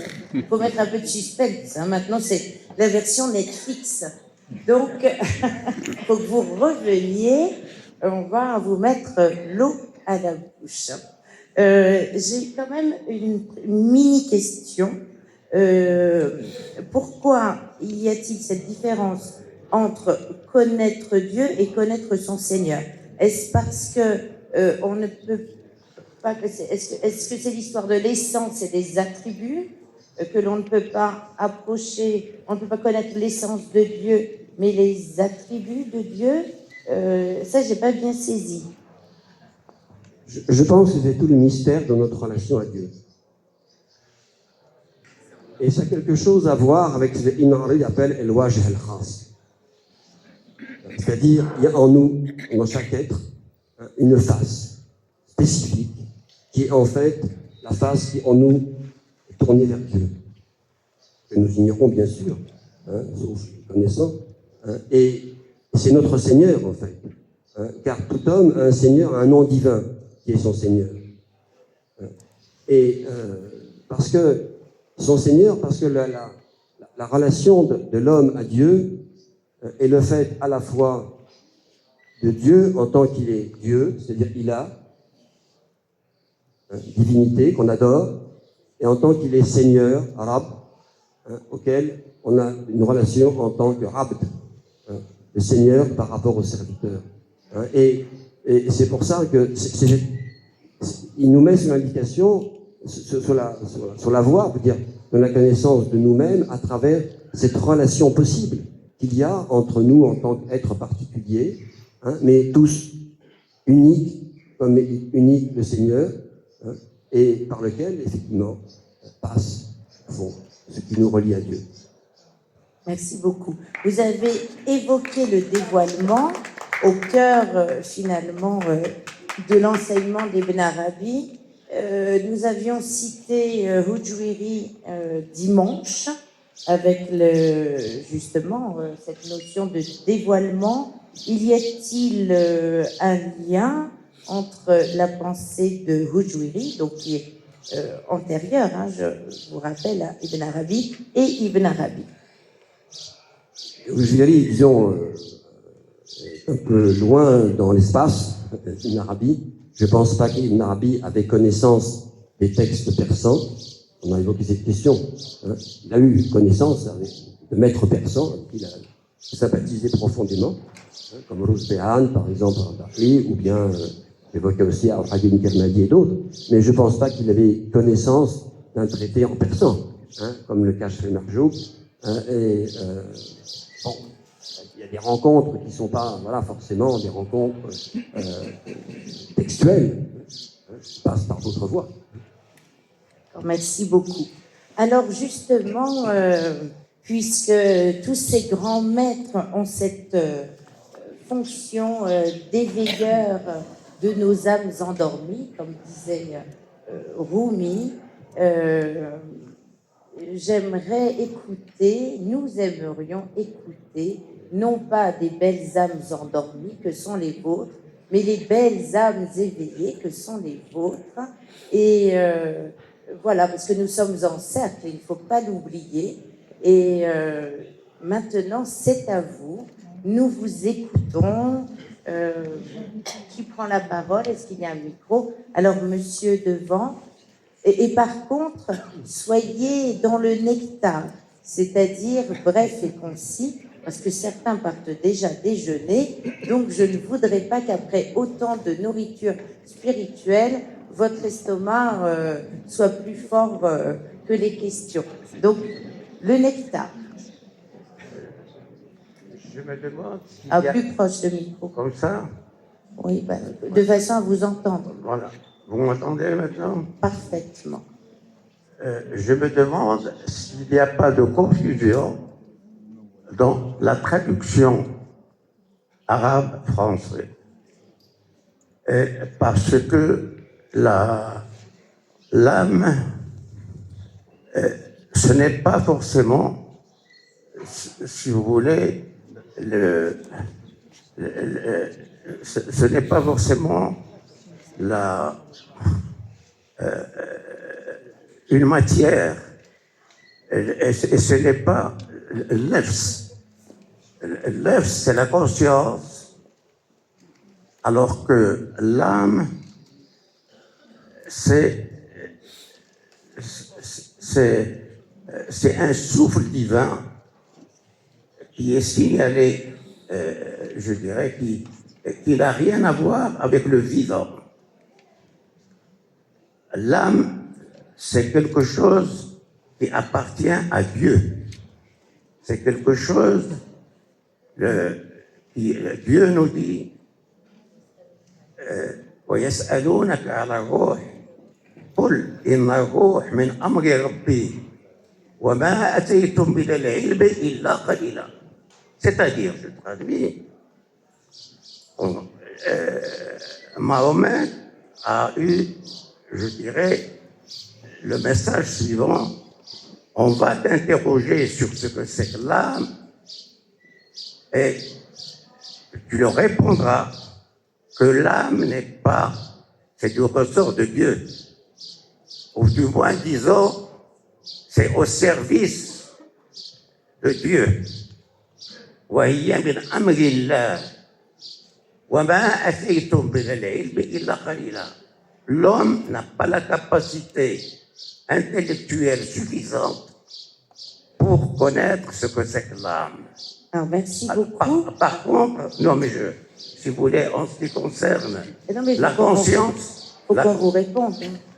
Non, la conscience, elle, c'est une création de l'homme. Pas une création, elle existe. Et en psychologie, les concepts qui ont été cités au début, du conscient, de l'inconscient, du ça et du subconscient, sont des concepts liés à la psyché et non pas du tout à quelque chose, au fonctionnement, si vous voulez, de la psyché. Ce fonctionnement que les neurosciences essayent de connaître sur le plan scientifique, mais et donc ça, c'est du domaine de Dieu. Ça a été étudié, pas de Dieu, de l'homme. Ça a été étudié par Freud, par Lacan, par beaucoup de philosophes. Et si vous voulez, donc il y a ce qui est du ressort du divin et il y a ce qui est du ressort de l'être humain. Très bien. Alors, merci beaucoup, monsieur. Vous ne vous êtes pas présenté, si vous pouvez nous... Non. Alors, je vais demander au professeur Éric Geoffroy de nous, justement, clarifier un peu l'esprit par rapport à votre belle intervention. Enfin, oui, tout simplement, c'est-à-dire, il y a les termes. Yasalunaka an-ruh, il t'interroge au sujet de l'esprit. C'est pas l'âme. L'âme, c'est ce que j'essayais de dire, c'est une matière protéiforme, une matière subtile, malléable, hein, qui peut être au plus bas, qui peut être travaillée, qui peut être une matière d'éveil, qui contient beaucoup, et qui recèle beaucoup de choses positives, etc. Voilà. Ruh, justement, la réponse qui est donnée, ne cherchez pas à comprendre le ruh, parce que là, ça provient directement de Dieu. Et on le voit bien par rapport à la présentation de Sayyidina Isa, donc de Jésus. Ruh min Allah. Bon, voilà. En fait, nous sommes tous des ruhs. Khomeini s'appelait bien son prénom, Ruh Allah, esprit de Dieu. Nous sommes tous, à des degrés divers, des esprits de Dieu. L'âme, c'est une matière, encore une fois, qui travaille. Alors qu'on peut donner X équivalent, juste pour dire, la question avait été posée sur l'ego, hein, l'âme et l'ego. Moi, ce que je sais, simplement, c'est que dans les langues françaises et anglaises, le terme ego est apparu dans les années enfin, pour traduire l'âme en tous les cas, hein, mais c'est apparu à partir des traductions de l'hindouisme dans les langues occidentales, dans les années 1950, choses comme ça, avant que le soufisme soit connu. Hein, on trouve ça dans les traductions en langue occidentale, français et anglais, où donc on traduit par le terme ego. Des textes de Ramana Maharshi, vous savez que l'hindouisme était beaucoup prisé, hein, la tradition hindoue était plus dans les années, bon, déjà entre les deux guerres, et puis dans les années 50, 60, et notamment après la mort de Ramana Maharshi, qui est mort en 1950. Voilà, donc, vous voyez, il y a des notions, il faut faire attention quand, précisément au contexte linguistique, au contexte culturel, spirituel, tout ça, ça fait un tout. Après, la psychanalyse, bien sûr, mais entre Freud et Jung, Shaitan ma bainahuma, c'est ce que je veux dire. Il y a vraiment, voilà, il y a des grands spirituels. Corbin est en lien avec Jung, il a rencontré Jung, il n'aura pas eu la même approche s'il avait rencontré Freud. On est bien d'accord. Hein.